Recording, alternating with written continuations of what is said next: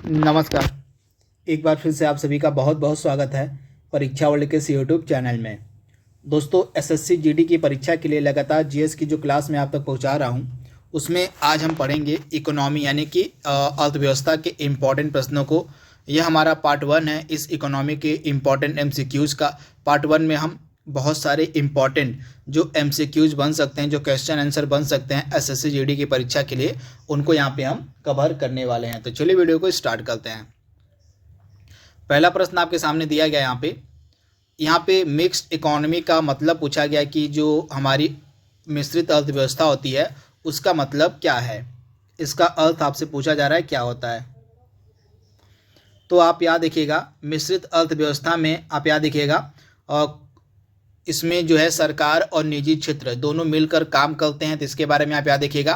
और जहां यहाँ पे लिखा गया ऑप्शन बी वाला आप देख पा रहे हैं, जहां राष्ट्रीय अर्थव्यवस्था में सार्वजनिक क्षेत्र के साथ साथ निजी क्षेत्र भी विद्यमान हो, उस प्रकार की अर्थव्यवस्था को हम क्या कहते हैं। तो उस प्रकार की अर्थव्यवस्था को जो है हम कहते हैं मिश्रित अर्थव्यवस्था। तो इसके बारे में आप याद देखिएगा, यानी कि इसमें होता क्या है कि इसमें जो कुछ भी इम्पॉर्टेंट गतिविधियां होती हैं, अर्थव्यवस्था की जो इम्पॉर्टेंट एक्टिविटी होती हैं, उनमें कुछ जो है अधिकार सरकार के पास होता है और कुछ जो है अधिकार, जो आर्थिक गतिविधियों का अधिकार निजी क्षेत्र को भी दिया गया होता है। तो यानी कि सरकार और निजी क्षेत्र दोनों ही मिलकर काम करती हैं मिक्स्ड इकोनॉमी में। तो इसके बारे में आपको याद रखना है। तथा इंडिया की जो इकोनॉमी है वो किस प्रकार की इकोनॉमी है, तो हमारी इकोनॉमी भी मिश्रित अर्थव्यवस्था वाली ही है। तो इसके बारे में आप याद देखिएगा। आपसे पूछा जा सकता है कि भारत की जो अर्थव्यवस्था है किस प्रकार की अर्थव्यवस्था है, तो आपको याद रखना है भारत की जो अर्थव्यवस्था है मिश्रित अर्थव्यवस्था का एग्जाम्पल है, उदाहरण है। तो इसके बारे में आप याद रखिएगा। अगला प्रश्न आपके सामने है, 8वीं पंचवर्षीय योजना के अंतर्गत जो योजना आयोग था, जो प्लानिंग कमीशन था, इसने जो है भारत को कितने प्रमुख कृषि जलवायु क्षेत्रों में विभक्त किया था, आपको बताना है। तो राइट आंसर आपका क्या हो जाएगा, 8वीं पंचवर्षीय योजना के दौरान जो प्लानिंग कमीशन था उसने भारत को टोटल 15, याद रखिएगा, टोटल 15 कृषि जलवायु क्षेत्रों में विभाजित किया था। ऑप्शन आपका जो ए है यहाँ पे बिल्कुल सही हो जाएगा, आप याद रखिएगा। अब बात यहाँ पे 8वीं पंचवर्षीय योजना की है, तो इसके बारे में बात कर लेते हैं। सबसे पहले तो 8वीं पंचवर्षीय योजना का समय काल आपसे पूछा जा सकता है। तो समय काल आप याद देखिएगा 1992 से लेकर 1997 तक। 1992 से 1997 तक आपका 8वीं पंचवर्षीय योजना चली थी। तो इसकी डेट हूबहू आपसे पूछी जा सकती है, तो इसके बारे में आप याद रखिएगा। इसकी ड्यूरेशन आपसे पूछी जा सकती है। अगले प्रश्न की तरफ हम बढ़ते हैं। अगला प्रश्न आपके सामने है, प्राथमिक क्षेत्र के अंतर्गत कौन कौन सी गतिविधियां सम्मिलित की जाती हैं। जो आपका प्राइमरी सेक्टर होता है, जो आपका प्राथमिक क्षेत्र होता है, उसके अंतर्गत कौन कौन सी गतिविधियां होती हैं। तो आप याद रखिएगा, कृषि कार्य हो गए, पशुपालन हो गया, मछली पालन हो गया, ये सभी जो इम्पॉर्टेंट एक्टिविटी हैं, ये सभी जो इम्पॉर्टेंट गतिविधियां आपकी प्राइमरी सेक्टर यानी कि प्राथमिक क्षेत्र के अंतर्गत आती हैं। ऑप्शन आपका डी यहाँ पे बिल्कुल सही हो जाएगा। हमारी अर्थव्यवस्था में जो प्राथमिक क्षेत्र हैं, द्वितीयक क्षेत्र हैं और जो तृतीयक क्षेत्र हैं, इनको आइए देख लेते हैं। यहाँ से प्रश्न आपके एग्जाम में बनते हैं। तो पहला चीज़ तो आपसे यही पूछा जा सकता है कि अर्थव्यवस्था को कुल कितने एरिया में, कुल कितने क्षेत्र में हम बांट सकते हैं। तो टोटल 3 एरिया में जो है हमारी अर्थव्यवस्था को बांटा गया है। पहला हमारा प्राइमरी सेक्टर होता है यानी कि प्राथमिक क्षेत्र होता है, दूसरा हमारा सेकेंडरी सेक्टर होता है यानी कि द्वितीयक क्षेत्र होता है, और तीसरा हमारा क्या होता है, तृतीयक क्षेत्र यानी कि टर्सरी सेक्टर होता है। तो इसके बारे में आप याद रखिएगा। तो आइए इन तीनों के बारे में बात कर लेते हैं। तो सबसे पहले बात करें अगर हम प्राइमरी सेक्टर की, प्राथमिक क्षेत्र की, तो वह क्षेत्र जहां प्राकृतिक संसाधनों को कच्चे तौर पर प्राप्त किया जाता है। ऐसा एरिया, ऐसा सेक्टर जहां पर प्राकृतिक संसाधनों को कच्चे तौर पर प्राप्त किया जाता है, उस एरिया को, उस सेक्टर को हम प्राथमिक क्षेत्र से बोलते हैं। जैसे आपका कृषि कार्य हो गया, उत्खनन कार्य हो गया, पशुपालन कार्य हो गया, मछली पालन कार्य हो गया, ये सभी जो हैं एक्टिविटी आपके प्राथमिक क्षेत्र के अंतर्गत आती हैं। तो इनके बारे में आप याद देखिएगा। इस क्षेत्र को कृषि एवं संबद्ध गतिविधियां भी कहा जाता है। तो इसके बारे में आप याद रखिएगा। जो भी कच्चा माल, जो भी प्राकृतिक संसाधन कच्चे तौर पर प्राथमिक क्षेत्र में प्रयोग किया जाता है, वही कच्चा संसाधन आगे चलकर द्वितीय क्षेत्र में उपयोग लाया जाता है कच्चे माल के तौर पर। ये चीज़ आप याद रखिएगा। तो ये द्वितीय क्षेत्र की हम बात कर रहे हैं। वह क्षेत्र जो प्राथमिक क्षेत्र के उत्पादों को अपने गतिविधियों में कच्चे माल के रूप में उपयोग करता है, उसको हम द्वितीय क्षेत्र के नाम से जानते हैं। द्वितीय क्षेत्र में आपका क्या आ जाएगा, जैसे आपके मैन्युफैक्चरिंग की इंडस्ट्रीज होती हैं, जैसे आपके विनिर्माण के कार्य होते हैं, विनिर्माण करने वाली जो भी उद्योग होते हैं वे आ जाएंगे। इसके अलावा इसके अलावा आपके लौह इस्पात उद्योग, वाहन उद्योग, वस्त्र उद्योग, फर्नीचर उद्योग, ये सभी आपके द्वितीयक क्षेत्र के अंतर्गत आते हैं। तथा इसी कारण से जो हमारा सेकेंडरी सेक्टर होता है, जो द्वितीयक क्षेत्र होता है, उसको हम औद्योगिक क्षेत्र भी कहते हैं। आप यहाँ देखिएगा द्वितीयक क्षेत्र को ही हम औद्योगिक क्षेत्र भी कहते हैं, क्योंकि इसमें जो है सभी प्रकार के उद्योग आते हैं, जैसे लौह इस्पात उद्योग, वाहन उद्योग, वस्त्र उद्योग, फर्नीचर उद्योग, आपके ये सभी द्वितीयक क्षेत्र के अंतर्गत आते हैं। और सबसे लास्ट में आपका आता है तृतीयक क्षेत्र। इसमें क्या होता है, सभी इंपॉर्टेंट जो सेवाएं होती हैं जो हमारी अर्थव्यवस्था से रिलेटेड होती हैं, जैसे बैंकिंग सेवा हो गई, बीमा हो गई, चिकित्सा हो गई, शिक्षा हो गई, पर्यटन हो गया, संचार हो गया, रिटेल हो गया, सभी जो इंपॉर्टेंट सर्विसेज होती हैं, सभी सर्विसेज आपकी किसके अंतर्गत आती हैं, तो तृतीयक क्षेत्र के अंतर्गत आती हैं। इसे हम सेवा क्षेत्र यानी कि सर्विस सेक्टर के नाम से भी जानते हैं तृतीयक क्षेत्र को। तो आई होप ये तीनों जो एरिया हैं हमारी अर्थव्यवस्था के, प्राथमिक क्षेत्र, द्वितीयक क्षेत्र और तृतीयक क्षेत्र, आपको कन्फर्म हो गए होंगे। अगले प्रश्न की तरफ बढ़ते हैं। अगला प्रश्न आपके सामने है, अर्थव्यवस्था के किस क्षेत्र के अंतर्गत औद्योगिक गतिविधियों को सम्मिलित किया जाता है। तो आई होप इसका आंसर आप आसानी से दे लेंगे। अभी मैंने इसके बारे में आपको बताया है। तो औद्योगिक गतिविधियों को शामिल किसके अंतर्गत हम करते हैं, तो हमारा जो सेकेंडरी सेक्टर होता है, हमारा जो द्वितीयक क्षेत्र होता है, द्वितीयक क्षेत्र को ही हम औद्योगिक गतिविधियों का क्षेत्र कहते हैं। यानी कि सारी जो इंडस्ट्रियल एक्टिविटी होती हैं, सारी जो औद्योगिक गतिविधियां होती हैं, वे आपकी द्वितीयक क्षेत्र के अंतर्गत आती हैं। अगला प्रश्न आपके सामने है, वर्तमान समय में भारतीय अर्थव्यवस्था के विकास में किस क्षेत्र का योगदान सबसे ज़्यादा है। यानी कि इंडियन इकोनॉमी के विकास में सबसे ज़्यादा योगदान जो है कौन सा सेक्टर दे रहा है, तो सबसे ज़्यादा तृतीयक क्षेत्र का जो योगदान है सबसे ज़्यादा, यानी कि सर्विस सेक्टर जो है यह सबसे ज़्यादा वर्तमान में योगदान दे रहा है भारत की अर्थव्यवस्था में। तो ऑप्शन आपका सी यहाँ पे बिल्कुल सही दिया गया है। निम्न में से कौन सी विशेषता भारतीय अर्थव्यवस्था की नहीं है, इसमें से कौन सी विशेषता भारतीय अर्थव्यवस्था की नहीं है, उसकी आपको पहचान करनी है। तो आप याद रखिएगा, हमारी अर्थव्यवस्था एक मिश्रित अर्थव्यवस्था, यानी कि भारत की अर्थव्यवस्था किस प्रकार की है, तो मिश्रित अर्थव्यवस्था, बिल्कुल सही दिया गया है। दूसरा ऑप्शन क्या है, भारत की जो अर्थव्यवस्था है श्रम आधिक्य वाली अर्थव्यवस्था है, बिल्कुल सही दिया गया है। भारत की अर्थव्यवस्था उच्च बेरोजगारी वाली अर्थव्यवस्था है, बिल्कुल सही दिया गया है। चौथा कह दिया गया है, भारत की अर्थव्यवस्था जो है प्रति व्यक्ति उच्च आय वाली है, जो कि बिल्कुल ही गलत दिया गया। भारत की अर्थव्यवस्था प्रति व्यक्ति उच्च आय नहीं है, बल्कि प्रति व्यक्ति जो है निम्न आय वाली अर्थव्यवस्था है। तो ऑप्शन आपका डी यहाँ पे गलत दिया गया, तो ऑप्शन डी आपका यहाँ पे सही हो जाएगा। यह भारतीय अर्थव्यवस्था की विशेषता नहीं है। अगला प्रश्न आपके स्क्रीन पर है, मानव विकास सूचकांक किस अर्थशास्त्री द्वारा विकसित किया गया था। जो मानव विकास सूचकांक था, इसको किस अर्थशास्त्री ने विकसित किया था, आपको बताना है। काफी इंपॉर्टेंट प्रश्न है। तो मानव विकास सूचकांक को किसके द्वारा विकसित किया गया था, तो फेमस अर्थशास्त्री थे, इनका नाम था महबूब उल हक। आप याद देखिएगा, महबूब उल हक के द्वारा ही ह्यूमन डेवलपमेंट इंडेक्स यानी कि मानव विकास सूचकांक की अवधारणा को विकसित किया गया था। तो ऑप्शन आपका बी यहाँ पे बिल्कुल सही हो जाएगा आपका।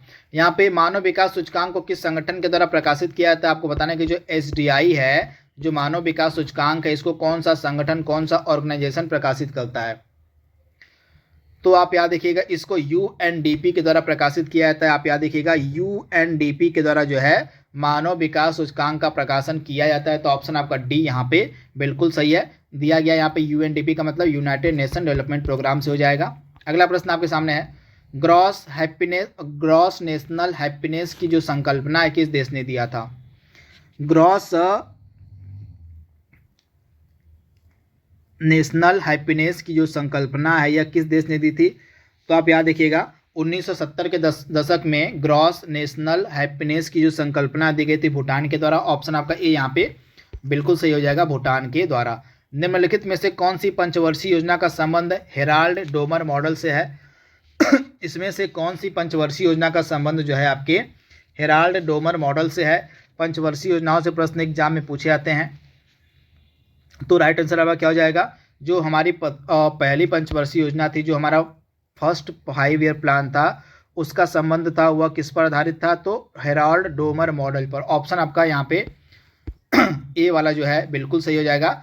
प्रथम पंचवर्षीय योजना जिसका समय काल था 1951 से लेके 1956 तक ये चली थी, 1956 तक चली थी हमारी प्रथम पंचवर्षीय योजना। और इस किस पर आधारित थी, तो यह आपकी आधारित थी हेराल्ड डोमल मॉडल पर। और प्रथम पंचवर्षीय योजना का मुख्य फोकस किस पे था, कृषि के विकास पर। कृषि के विकास पर जो है पूरी तरह से आधारित थी आपकी प्रथम पंचवर्षीय योजना। तो इसके बारे में आप याद रखिएगा।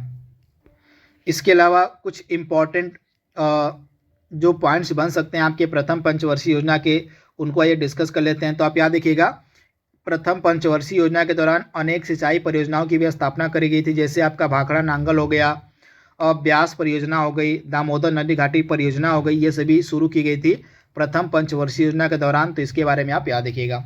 अगला प्रश्न आपके स्क्रीन पर है, निम्न में से किस पंचवर्षीय योजना काल में 2 युद्ध लड़े गए थे। इसमें से कौन सी पंचवर्षीय योजना थी जिसके समय काल में 2 फेमस युद्ध लड़े गए थे, भारत पाकिस्तान और भारत चाइना के मध्य। तो ये 2 जो युद्ध थे आपके तृतीय पंचवर्षीय योजना के दौरान लड़े गए थे। तो राइट आंसर क्या हो जाएगा, ऑप्शन जो आपका यहाँ पे बी है बिल्कुल सही हो जाएगा। तृतीय पंचवर्षीय योजना काल का जो समय काल था यह था 1961 से 66। 1961 से 66 तक चली थी आपकी तृतीय पंचवर्षीय योजना, लेकिन यह अपने लक्ष्य को पाने में असफल रहती है। और इसके असफल होने का कारण क्या था, ये 2 इम्पॉर्टेंट युद्ध, भारत चीन युद्ध और भारत पाकिस्तान युद्ध। भारत चीन युद्ध कब हुआ था, तो 1962 में हुआ था, और भारत पाकिस्तान युद्ध 1965 में हुआ था, इसी पंचवर्षीय योजना के दौरान, जिस कारण से यह जो पंचवर्षीय योजना थी अपने लक्ष्य को पाने में असफल रहती है। तो इसके बारे में आप याद रखिएगा। अगला प्रश्न आपके स्क्रीन पर है, पहली बार किस पंचवर्षीय योजना के तहत गरीबी तथा बेरोजगारी पर ध्यान केंद्रित किया गया था। गरीबी तथा बेरोजगारी पर जो ध्यान है प्रथम बार किस पंचवर्षीय योजना के दौरान केंद्रित किया गया था, आपसे पूछा जा रहा है। तो आप याद रखिएगा, 5वीं पंचवर्षीय योजना। राइट आंसर क्या हो जाएगा, ऑप्शन आपका बी यहाँ पे बिल्कुल सही हो जाएगा। 5वीं पंचवर्षीय योजना के दौरान ही गरीबी तथा बेरोजगारी पर ध्यान मुख्यतः केंद्रित किया गया था। तो इसके बारे में आप याद रखिएगा। इसी के दौरान जो है गरीबी हटाओ का नारा भी दिया गया था। 5वीं पंचवर्षीय योजना के दौरान ही गरीबी हटाओ का नारा भी दिया गया था। तो ये चीज़ आप याद रखिएगा। तथा 5वीं पंचवर्षीय योजना का समय काल कब से कब तक था, आपसे पूछा जा सकता है। तो 1974 से 78 तक ये चली थी। इसका समय काल तो 1979 तक था, यानी कि 1 वर्ष और अधिक था। 1974 से लेके इस प्रकार से लिखिए, इसका समय काल जो था 1974 से लेकर 1979 तक चलने वाला था, परंतु बीच में जो है चुनाव होते हैं और चुनाव में जो है कांग्रेस पार्टी हार जाती है और नई सरकार बनती है। जो सरकार बनती है वो आती है जनता पार्टी की सरकार। तो जनता पार्टी की सरकार जैसे ही बनती है, नई सरकार बनती है, उसके द्वारा इस योजना को 1 वर्ष पहले ही समाप्त कर दिया था। तो 1974 से लेके यह 1978 तक ही चलती है आपकी योजना, यानी कि 1 वर्ष पहले इस योजना को समाप्त कर दिया जाता है जनता पार्टी की सरकार के द्वारा। तो इसे भी आप याद रखिएगा। तो यहाँ पे हम किसकी बात कर रहे हैं, तो 5वीं पंचवर्षीय योजना की हम यहाँ पे बात कर रहे हैं। तो इसके बारे में आप याद रखिएगा। अगला प्रश्न आपके सामने है, ऑपरेशन फ्लड का संबंध निम्नलिखित में से किससे है। ऑपरेशन फ्लड का संबंध किससे है, तो आप याद रखिएगा दूध उत्पादन से संबंधित आपका ऑपरेशन फ्लड। तो इसके बारे में आप याद रखिएगा। ऑप्शन आपका बी यहाँ पे बिल्कुल सही हो जाएगा, ऑप्शन बी। और भारतीय हरित क्रांति की जन्मस्थली आपसे पूछी जा रही है कि जो भारतीय हरित क्रांति है उसकी जन्मस्थली कहाँ पर मानी जाती है। तो पंतनगर को आप याद रखिएगा। पंतनगर को जो है भारतीय हरित क्रांति की जन्मस्थली माना जाता है, यानी कि ऑप्शन आपका ए यहाँ पे बिल्कुल सही है, पंतनगर को। अगला प्रश्न आपके सामने है, योजना आयोग की स्थापना किस वर्ष में करी गई थी। योजना आयोग की जो स्थापना है किस वर्ष में करी गई थी, तो 15 मार्च 1950 को। याद रखिएगा आप, एग्जैक्ट डेट आपको पता होनी चाहिए। 15 मार्च 1950 को प्लानिंग कमीशन यानी कि योजना आयोग का गठन किया गया था। ऑप्शन आपका ए यहाँ पे बिल्कुल सही हो जाएगा। योजना आयोग के प्रथम अध्यक्ष कौन थे, तो जवाहरलाल नेहरू थे, और इसके प्रथम उपाध्यक्ष थे गुलजारी लाल नंदा। याद रखिएगा आप, योजना आयोग के प्रथम अध्यक्ष थे पंडित जवाहरलाल नेहरू, जो कि उस समय हमारे प्राइम मिनिस्टर हुआ करते थे, और इसके उपाध्यक्ष थे गुलजारी लाल नंदा। तो इसके बारे में आप याद रखिएगा। वहीं अब योजना आयोग को समाप्त कर दिया गया है। अब योजना आयोग के स्थान पर क्या शुरू किया गया, आपका नीति आयोग। योजना आयोग के स्थान पर अब आपका शुरू किया गया नीति आयोग। कब योजना आयोग को समाप्त किया गया था, तो 1 जनवरी 2015 को नीति आयोग की स्थापना की गई थी योजना आयोग के स्थान पर। तो इसके बारे में आप याद रखिएगा। वर्तमान में आपको बताना है कि नीति आयोग के अध्यक्ष कौन है, इसके उपाध्यक्ष कौन है और इसके CEO कौन है। इन 3 प्रश्नों का आपको जवाब देना है कमेंट बॉक्स में। विश्व में हरित क्रांति के जनक माने जाते हैं आपके नॉर्मन बोरलॉग। ये चीज़ आप याद रखिएगा, विश्व में हरित क्रांति के जनक आपके माने जाते हैं नॉर्मन बोरलॉग। तो आपसे पूछा क्या जा रहा है कि नॉर्मन बोरलॉग को किस वर्ष में नोबेल पीस प्राइज, नोबेल शांति पुरस्कार दिया गया था? तो आप याद रखिएगा 1970 में, 1970 में नॉर्मन बोरलॉग को जो है नोबेल पीस प्राइज दिया गया था, यानी कि ऑप्शन आपका बी यहाँ पे बिल्कुल सही हो जाएगा 1970 में। किस लिए? आप याद रखिएगा, इनको जो है विश्व में हरित क्रांति का जनक माना जाता है। क्या बता सकते हैं कि भारत में हरित क्रांति का जनक किसे कहते हैं? कमेंट बॉक्स में जवाब दीजिएगा। अगला प्रश्न आपके सामने है, और भारत में हरित क्रांति का जनक, यहाँ पे प्रश्न ही आ गया आगे यहाँ पे। तो भारत में आपके हरित क्रांति के जनक माने जाते हैं एम.एस. स्वामीनाथन। याद रखिएगा आप, एम.एस. स्वामीनाथन जो है भारत में हरित क्रांति के जनक कहे जाते हैं। ऑप्शन आपका बी यहाँ पे बिल्कुल सही हो जाएगा। भारत में हरित क्रांति के लिए जो है किसके बीज की उच्च पैदावार वाली किस्मों की शुरुआत की गई थी? तो राइट आंसर आपका क्या हो जाएगा? गेहूं की। भारत में हरित क्रांति के लिए जो है गेहूं के बीज की उच्च पैदावार वाली किस्मों की शुरुआत की गई थी, हाई इल्ड वैरायटी। आप याद रखिएगा HYV, जिसको हम बोलते हैं हाई इल्ड वैरायटी, हिंदी में उच्च पैदावार वाली किस्में। तो गेहूं की जो है उच्च पैदावार वाली किस्मों की से जो है शुरुआत करी गई थी हरित क्रांति की, जिससे जो है गेहूं के उत्पादन में बहुत ज़्यादा बढ़ोतरी देखने को मिली थी। सबसे ज़्यादा जो फायदा था हरित क्रांति का वह गेहूं की फसल को ही हुआ था। तो ये चीज़ आप याद रखिएगा। अगला प्रश्न आपके सामने है, सरकार द्वारा लगाए गए अवरोधों या प्रतिबंधों को हटाना क्या कहलाता है? सरकार द्वारा लगाए गए अवरोध और जो प्रतिबंध होते हैं उनको हम बोलते हैं लिबराइजेशन, यानी कि उदारीकरण। सरकार की नीतियों में छूट देना, सरकार के, तो उदारीकरण इसको हम बोलते हैं। तो आप इसे याद देखिएगा। आप याद देखिएगा जो LPG रिफॉर्म्स थे, जो आपके LPG रिफॉर्म्स थे, ये कब लाए गए थे? 1991 में लाए गए थे LPG रिफॉर्म्स। और उस समय आप जो है प्रधानमंत्री हमारे कौन थे? तो PV नरसिम्हा राव थे उस समय हमारे प्रधानमंत्री। और उस समय हमारे वित्त मंत्री कौन थे? तो हमारे वित्त मंत्री उस समय थे डॉक्टर मनमोहन सिंह, जिनके द्वारा इंट्रोड्यूस किया गया था LPG रिफॉर्म्स को 1991 में। इसको हम नई आर्थिक नीति के नाम से भी जानते हैं। तो इसके बारे में आप याद रखिएगा। LPG इसी को हम बोलते हैं, L से मतलब आपका उदारीकरण हो जाएगा, यानी कि लिबराइजेशन हो जाएगा। P से आपका प्राइवेटाइजेशन, यानी कि निजीकरण हो जाएगा। और G से आपका क्या हो जाएगा? तो ग्लोबलाइजेशन, यानी कि वैश्वीकरण हो जाएगा। तो इसके बारे में आप याद रखिएगा। इसमें से आपके सामने 4 पंचवर्षीय योजनाओं का वर्ष दिया गया है। इसमें से आपको बताना है कि कौन सा सही सुमेलित नहीं है। पंचवर्षीय योजनाओं से प्रश्न बहुत बार एग्जाम में पूछे जाते हैं। हर प्रकार की परीक्षा का यह फेवरेट टॉपिक आपका पंचवर्षीय योजना है। तो पंचवर्षीय योजना को कम से कम आप याद कर लीजिएगा, एकदम रट लीजिएगा। तो आइए इस प्रश्न को सॉल्व करते हैं। ऑप्शन ए क्या दिया गया है? 5वीं पंचवर्षीय योजना। तो 5वीं पंचवर्षीय योजना का समय काल कब से कब तक था? तो आपका 5वीं पंचवर्षीय, इसमें से कौन सा सुमेलित नहीं था पूछा गया है। तो 5वीं पंचवर्षीय योजना ये पहली आपकी सुमेलित नहीं है। यहाँ पे 1961-66 दिया गया है, जो कि गलत है। यहाँ पे सही आंसर क्या हो जाएगा? 1974 से लेकर 1978 तक आपकी चली थी 5वीं पंचवर्षीय योजना। उसके बाद 8वीं पंचवर्षीय योजना 1992 से 97 तक चली थी, बिल्कुल सही दिया गया है। 11वीं पंचवर्षीय योजना आपकी चली थी 2007 से 2012 तक, बिल्कुल सही दिया गया है। इसके बाद पहली पंचवर्षीय योजना आपकी चली थी 1951 से लेकर 1956 तक। तो नीचे के B, C और D बिल्कुल सही दिए गए हैं, लेकिन पहला वाला ऑप्शन आपका यहाँ पे सही नहीं दिया गया था। सही आंसर क्या हो जाएगा? तो 5वीं पंचवर्षीय योजना का समय काल था 1974 से लेकर 1978 तक। अगला प्रश्न आपके सामने है, ऑपरेशन फ्लड कब शुरू किया गया था? तो ऑपरेशन फ्लड आपका शुरू किया गया था 13 जनवरी 1970 को। ऑप्शन आपका ए यहाँ पे बिल्कुल सही हो जाएगा। 13 जनवरी 1970 को जो है ऑपरेशन फ्लड की शुरुआत करी गई थी। ऑप्शन आपका ए यहाँ पे बिल्कुल सही हो जाएगा। तथा भारत में श्वेत क्रांति का जनक हम किसे कहते हैं? क्या बता सकते हैं कमेंट बॉक्स में? और श्वेत क्रांति का जनक जो है भारत में किसे कहा जाता है? कमेंट बॉक्स में इसका आप जवाब दीजिएगा। यहाँ पे पूछा गया कि विश्व में दूध का सबसे बड़ा उत्पादक देश कौन है वर्तमान में?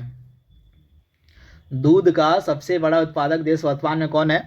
तो राइट आंसर आपका क्या हो जाएगा? भारत। भारत जो है विश्व में दूध का सबसे बड़ा उत्पादक देश है, यानी कि ऑप्शन आपका बी यहाँ पे बिल्कुल सही दिया गया है। अगला प्रश्न आपके स्क्रीन पर है, भारत में प्रथम बार जो है बैंकों का राष्ट्रीयकरण था, यह कब किया गया था? भारत में प्रथम बार बैंकों का राष्ट्रीयकरण कब किया गया था? काफ़ी महत्वपूर्ण प्रश्न है। तो आप याद रखिएगा, भारत में प्रथम बार 14 बैंकों का राष्ट्रीयकरण किया गया था इंदिरा गांधी के समय काल में। उस समय इंदिरा गांधी की सरकार हुआ करती थी। तो 14 जुलाई 1969 आपका राइट आंसर हो जाएगा। 19 जुलाई 1969 ऑप्शन ए। ऑप्शन यहाँ पे क्या सही हो जाएगा? ऑप्शन ए नहीं, ऑप्शन आपका बी वाला यहाँ पे 19 जुलाई 1969। 19 जुलाई 1969 को प्रथम बार जो है इंदिरा गांधी के समय काल में 14 बैंकों का, कितने, तो टोटल 14 बैंकों का जो है राष्ट्रीयकरण किया गया था। तो आप इसे याद रखिएगा, 19 जुलाई 1969 आपका राइट आंसर हो जाएगा। ऑप्शन आपका बी वाला यहाँ पे बिल्कुल सही दिया गया है। पूरी डिटेल आपके सामने यहाँ पे लिखी गई है, यहाँ पे आप देख पा रहे हैं। 19 जुलाई 1969 को केवल उन बैंकों का राष्ट्रीयकरण किया गया, नेशनलाइजेशन किया गया, जिनकी जमा पूंजी 50 करोड़ रुपए से अधिक थी। आप याद देखिएगा, जिन बैंकों की जमा पूंजी 50 करोड़ रुपए से अधिक थी, केवल उन्हीं 14 बैंकों का राष्ट्रीयकरण किया गया था 19 जुलाई 1969 को। तो ये डेटा आपको याद रखना है। ये आपके 14 बैंक कौन कौन से थे, यहाँ पे आपके सामने सभी बैंक लिखे गए हैं। वीडियो को कुछ समय के लिए रोक लीजिएगा और इत्मीनान से इन 14 बैंकों को आप पढ़ लीजिएगा। तो इनके बारे में आपको याद रखना है। सरकार किसकी थी? तो इंदिरा गांधी की सरकार थी जब प्रथम बार बैंकों का राष्ट्रीयकरण किया गया था। तो इसके बारे में आप याद रखिएगा। क्या बता सकते हैं कि जब प्रथम बार बैंकों का राष्ट्रीयकरण किया गया उस समय कौन सी पंचवर्षीय योजना चल रही थी? इसका जवाब आप कमेंट बॉक्स में देंगे कि जब प्रथम बार बैंकों का राष्ट्रीयकरण किया गया था 1969 में, तो उस समय कौन सी पंचवर्षीय योजना चल रही थी? इसका जवाब आप दीजिएगा। अगला प्रश्न आपके सामने है, भारत में प्रथम बार बैंकों का राष्ट्रीयकरण किसके कार्यकाल में हुआ था? तो मैंने आपको अभी बताया है, इंदिरा गांधी उस समय हमारे प्राइम मिनिस्टर थी। क्या थी? हमारी प्रधानमंत्री उस समय थी इंदिरा गांधी। अगला प्रश्न है, यहाँ पे ये चीज़ भी आप देख लीजिए कि वर्तमान में हमारे देश में कुल कितने राष्ट्रीयकृत बैंक है, कुल कितने नेशनलाइज यानी कि हमारे नेशनलाइज्ड बैंक हैं, राष्ट्रीयकृत बैंक है। तो टोटल आपके 12 बैंक हैं, जिनमें 11 प्लस 1 आप याद कर लीजिएगा। एक में मतलब आपका क्या हो जाएगा? एक आपका हो जाएगा SBI हो जाएगा और बाकी 11 अन्य हो जाएंगे। यहाँ पे आप देख पा रहे हैं SBI को मिलाकर टोटल 12 जो हैं राष्ट्रीयकृत बैंक वर्तमान में हमारे देश में हैं।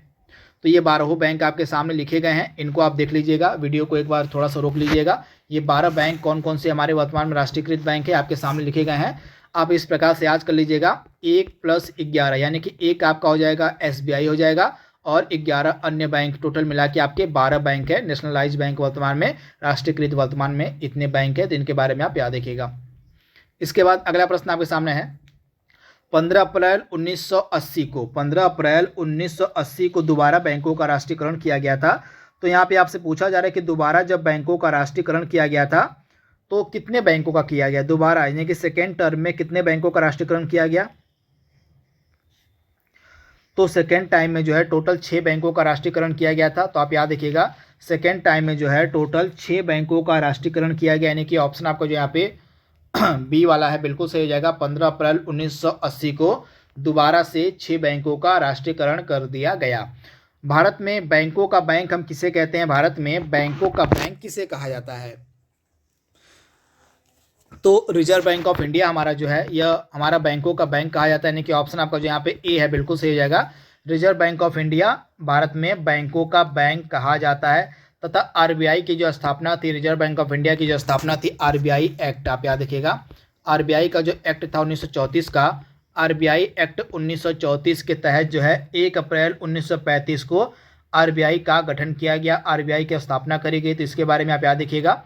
तथा RBI का जो राष्ट्रीयकरण था कब किया गया था? तो 1 जनवरी 1949 को, 1 जनवरी 1949 को जो है RBI का राष्ट्रीयकरण कर दिया गया था। तो ये चीज़ आपको पता होनी चाहिए।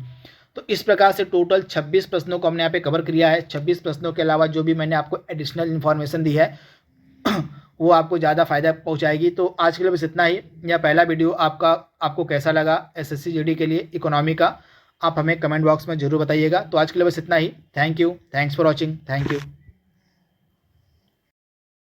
नमस्कार, एक बार फिर से आप सभी का बहुत बहुत स्वागत है परीक्षा वर्ल्ड के इस यूट्यूब चैनल में। दोस्तों, SSC GD 2022 की परीक्षा के लिए इकोनॉमी यानी कि भारतीय अर्थव्यवस्था का यह सेकेंड पार्ट है। पार्ट 1 में हमने कुछ इंपॉर्टेंट इकोनॉमी के प्रश्नों को डिस्कस किया था SSC GD की परीक्षा के लिए, तथा भाग 2 में आज हम फिर से अन्य इंपॉर्टेंट प्रश्नों को यहाँ पे कवर करने वाले हैं जो आपके भारतीय अर्थव्यवस्था के बन सकते हैं। ये सभी जो प्रश्न आपके हैं एसएससी जीडी की परीक्षा के लिए बहुत ही ज़्यादा फायदेमंद है, तो इस सीरीज को आपको डेली बेसिस पर फॉलो करते रहना है। इसकी जो प्लेलिस्ट है बना दी गई है, उस प्लेलिस्ट में आपको सभी जीएस के वीडियो मिल जाएंगे, हिस्ट्री के, ज्योग्राफी के, इकोनॉमी के सभी वीडियो आपको एक ही जगह पर मिल जाएंगे।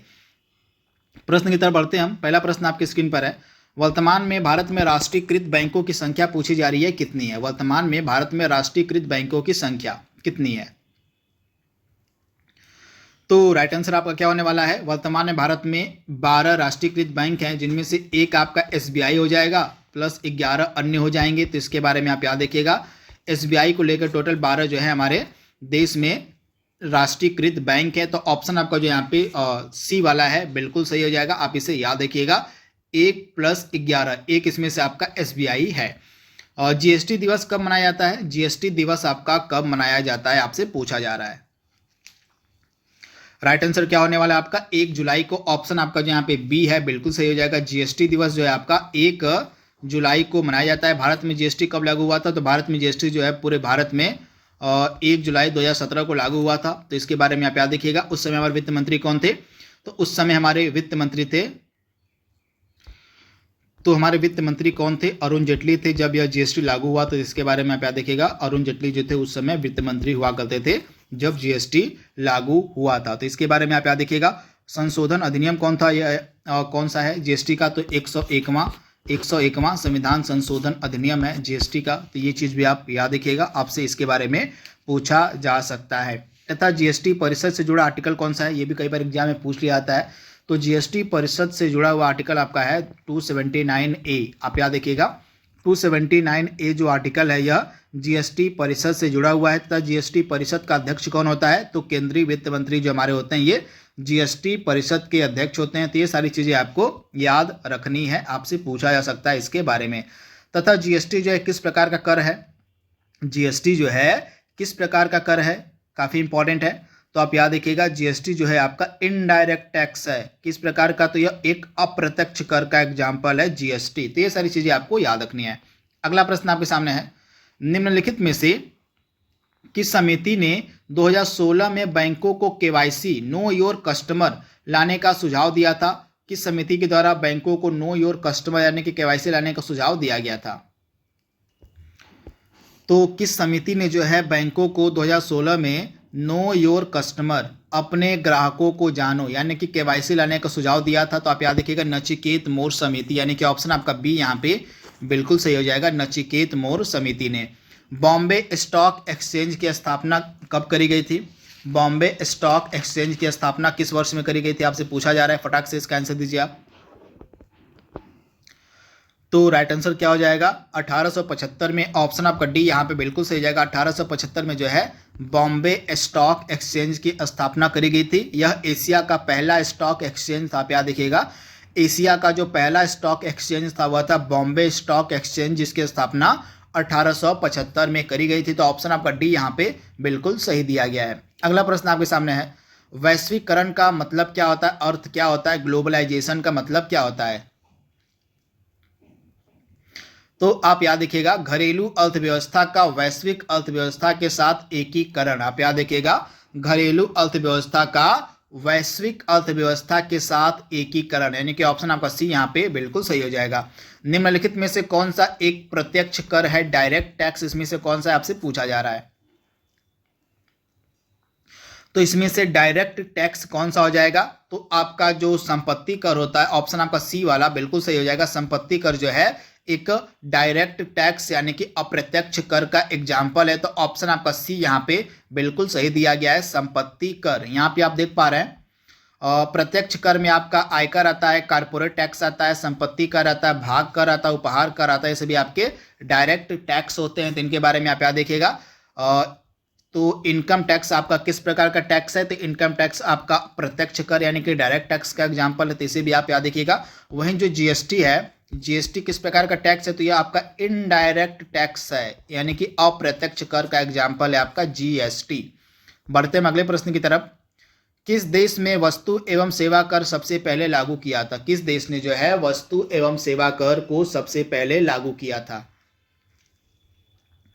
तो आप याद रखिएगा, वस्तु एवं सेवा कर को सबसे पहले लागू किया था फ्रांस ने, यानी कि ऑप्शन आपका ए यहाँ पे बिल्कुल सही हो जाएगा, फ्रांस ने। भारत ने विश्व व्यापार संगठन की सदस्यता कब ग्रहण की? भारत ने विश्व व्यापार संगठन यानी कि WTO की जो सदस्यता है वह कब ग्रहण की थी? तो राइट आंसर आपका क्या हो जाएगा? राइट आंसर आपका क्या हो जाएगा? 1 जनवरी 1995 को, यानी कि ऑप्शन आपका जो ए है यहाँ पे बिल्कुल सही हो जाएगा। 1 जनवरी 1995 को जो है भारत ने विश्व व्यापार संगठन की सदस्यता मेंबरशिप ली थी, यानी कि ऑप्शन आपका ए यहाँ पे बिल्कुल सही हो जाएगा। आप इसे याद रखिएगा। अगला प्रश्न आपके सामने है, भारत में राष्ट्रीय आय का अनुमान सर्वप्रथम किसने लगाया था? भारत में राष्ट्रीय आय का अनुमान जो है सर्वप्रथम किसने लगाया था? तो आप याद रखिएगा, दादा भाई नौरोजी, यानी कि ऑप्शन आपका सी यहाँ पे बिल्कुल सही हो जाएगा। दादा भाई नौरोजी ने जो है भारत में राष्ट्रीय आय का सर्वप्रथम बार अनुमान लगाया था, यानी कि ऑप्शन आपका जो यहाँ पे सी है बिल्कुल सही हो जाएगा। आप इसे याद रखिएगा। अगला प्रश्न है, भारतीय अर्थव्यवस्था के उदारीकरण का जो अग्रदूत है किसे माना जाता है? भारतीय अर्थव्यवस्था के उदारीकरण यानी कि लिबराइजेशन का जो आपका अग्रदूत है यह किसे माना जाता है? तो आप याद रखिएगा, भारतीय अर्थव्यवस्था के उदारीकरण का जो अग्रदूत है हम किसे मानते हैं? तो डॉक्टर मनमोहन सिंह को, यानी कि ऑप्शन आपका जो यहाँ पे बी है बिल्कुल सही हो जाएगा। जब 1991 में नई आर्थिक नीति प्रस्तुत की गई थी तो उस समय हमारे वित्त मंत्री थे डॉक्टर मनमोहन सिंह, और इसी के द्वारा जो LPG रिफॉर्म्स थे ये इंट्रोड्यूस किए गए थे, भारत में लाए गए थे। LPG का मतलब हो जाएगा लिबराइजेशन यानी कि उदारीकरण, पी से मतलब प्राइवेटाइजेशन हो जाएगा यानी कि निजीकरण, और जी से मतलब आपका ग्लोबलाइजेशन यानी कि वैश्विकरण हो जाएगा। तो ये जो नई आर्थिक नीति थी यह प्रस्तुत करी गई थी और डॉक्टर मनमोहन सिंह जी के द्वारा, जो कि उस समय वित्त मंत्री हमारे फाइनेंस मिनिस्टर हुआ करते थे। और उस समय सरकार किसकी थी? उस समय सरकार थी PV नरसिम्हा राव की, उस समय गवर्नमेंट हुआ करती थी। PV नरसिम्हा राव उस समय प्राइम मिनिस्टर हुआ करते थे। अगला प्रश्न आपके सामने है, RBI का मुख्यालय, यहाँ पे पूछा जा रहा है कि जो RBI है, हमारा जो केंद्रीय बैंक RBI है, इसका हेडक्वार्टर, इसका मुख्यालय आपको बताना है। RBI से प्रश्न आपके एग्जाम में डेफिनेटली देखने को मिलेंगे।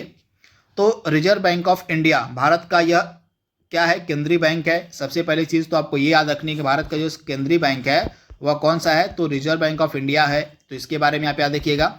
तो रिजर्व बैंक ऑफ इंडिया का मुख्यालय कहाँ पर है?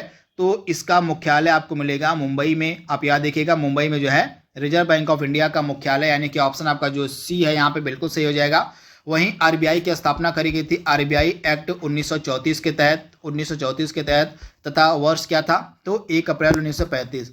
RBI एक्ट 1934 के तहत 1 अप्रैल 1935 को जो है RBI की स्थापना करी गई थी, तथा RBI का राष्ट्रीयकरण कब किया गया था? तो RBI का जो राष्ट्रीयकरण था 1 जनवरी 1949 को हुआ था। तो ये चीज़ भी आप याद रखिएगा। तथा RBI की जब स्थापना हुई थी तो उस समय RBI के प्रथम गवर्नर कौन था? तो आप याद रखिएगा, सर ऑसबोर्न स्मिथ। आप याद रखिएगा, sir Osborne Smith. Sir Osborne Smith जो था यह पहला गवर्नर था उस समय जब RBI की स्थापना करी गई थी।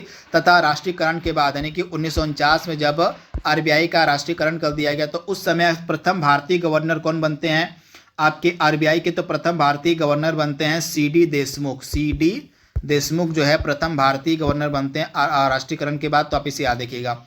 अगला प्रश्न आपके सामने है, इंपीरियल बैंक ऑफ इंडिया की स्थापना कब करी गई थी? इंपीरियल बैंक ऑफ इंडिया की स्थापना कब करी गई थी? काफी महत्वपूर्ण प्रश्न है। तो आप याद रखिएगा, इंपीरियल बैंक ऑफ इंडिया की जो स्थापना है 3 प्रेसिडेंसी बैंकों को मिलाकर 1921 में की गई थी। ये 3 प्रेसिडेंसी बैंक आपके कौन कौन से थे?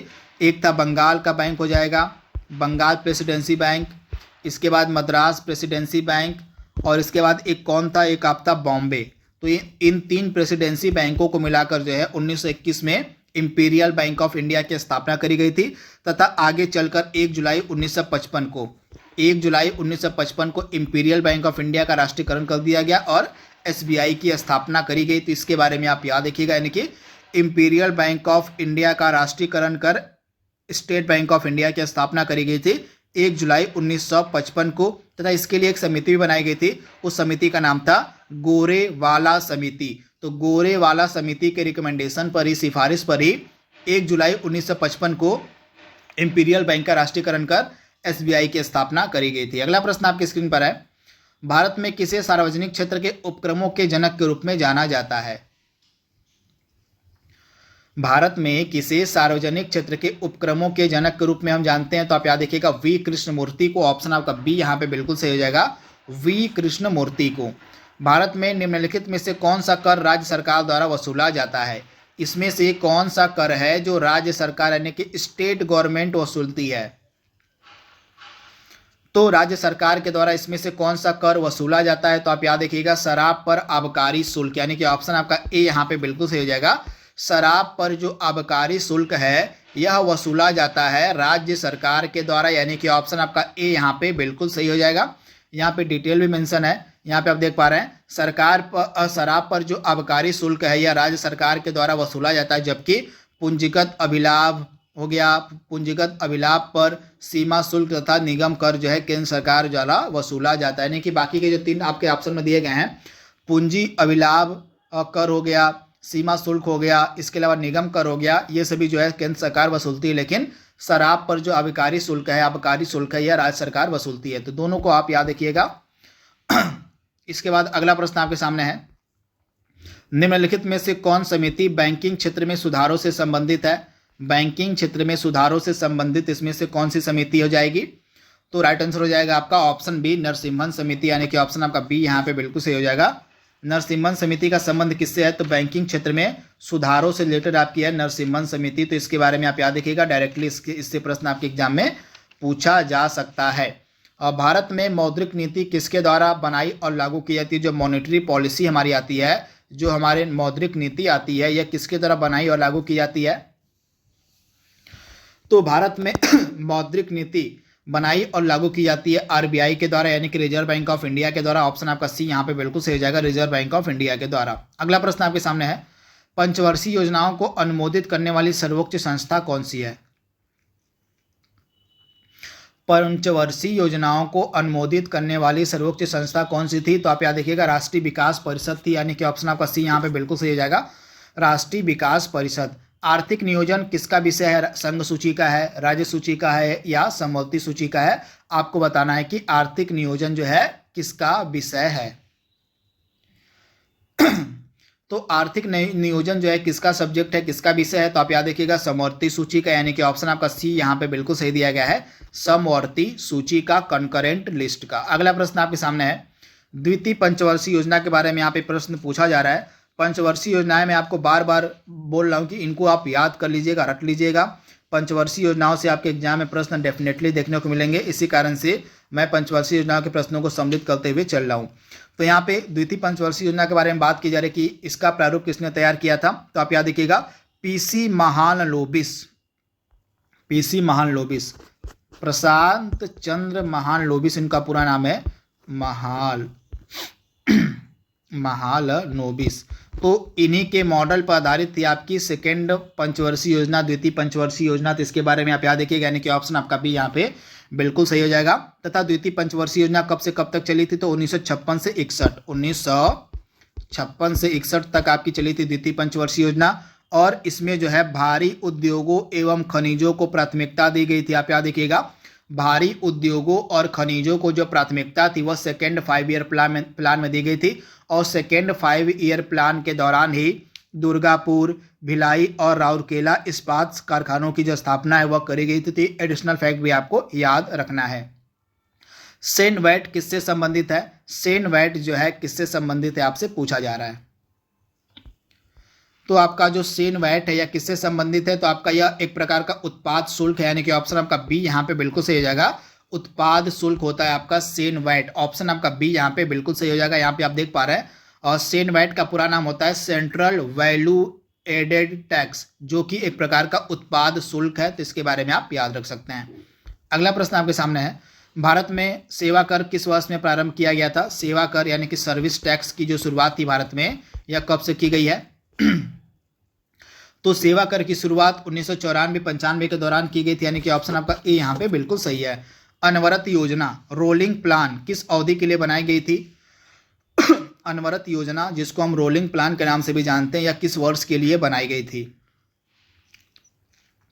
तो आप याद रखिएगा, अनवरत योजना को हम द्वितीय योजना अवकाश भी कहते हैं। अनवरत योजना को जो है द्वितीय योजना अवकाश भी कहा जाता है। और यह जो आपका जो अनवरत प्लान था यह 1978 से लेके 1980 के मध्य बनाया गया था, के लिए बनाया गया था। आप इसे याद रखिएगा।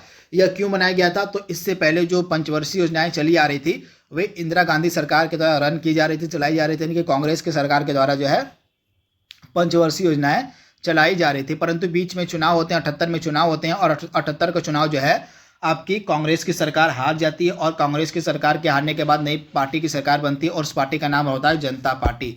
तो जनता पार्टी जैसे सत्ता में आती है उसके द्वारा पंचवर्षीय योजनाओं को बीच में रोक दिया जाता है और इनके द्वारा जो है अनवरत योजना की शुरुआत जो है की जाती है। तथा यह जो अनवरत योजना थी यह 1978 से लेकर 80 के मध्य के लिए शुरू की गई थी, परंतु बीच में फिर से चुनाव होते हैं और 1980 में जो है पुनः कांग्रेस पार्टी की सरकार बनती है, जिसके द्वारा इसको समाप्त करके दोबारा से छठी पंचवर्षीय योजना यानी कि पंचवर्षीय योजना की दोबारा से शुरुआत कर दी जाती है। तो इसके बारे में आप याद रखिएगा। तो राइट आंसर क्या हो जाएगा? 1978 से 80 के दौरान। यहाँ पे थोड़ा सा टाइपिंग में मिसप्रिंट है, आंसर में मिसप्रिंट यहाँ पे है। तो यहाँ पे क्या हो जाएगा? 1978 से 80, 1978 से 80 के लिए जो है आपकी अवधि के लिए आपके अनवरत योजना रोलिंग प्लान बनाया गया था। मैंने इसके बारे में आपको सारी डिटेल बता दी है।